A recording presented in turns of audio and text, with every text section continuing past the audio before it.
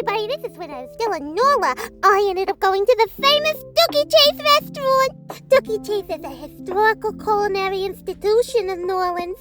And they have won several awards, and they deserve it. They served me free garlic bread. We started on a pretty good foot. I also ordered some gumbo. The gumbo was super good and savory. It had a rich seafood flavor, but no fishiness.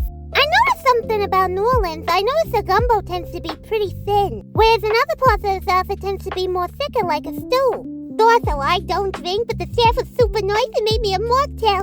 It was so good and paired perfectly with the gumbo. Next, I got a couple of sides to pick out before my main came. I got the mac and cheese, and boy, was that delicious. It was garlicky and cheesy. I think that is 10 out of 10, but the potato salad, I'm afraid I'm gonna have to get the potato salad a 3 out of 10. Since it was the South, I was expecting it to be sweet tasting, but instead it tasted like celery and cucumbers.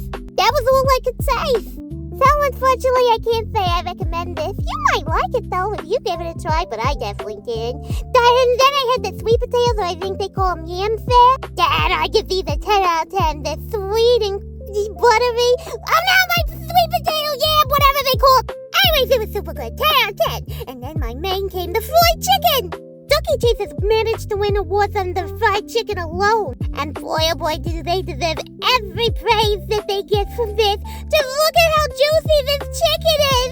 I'm not kidding you. This could very well be considered the watermelon and fried chicken. Just look at my plate. That's all chicken juice from me just biting into it. There wasn't a single inch of that chicken that was unseasoned or dry. 20 out of 10, I recommend.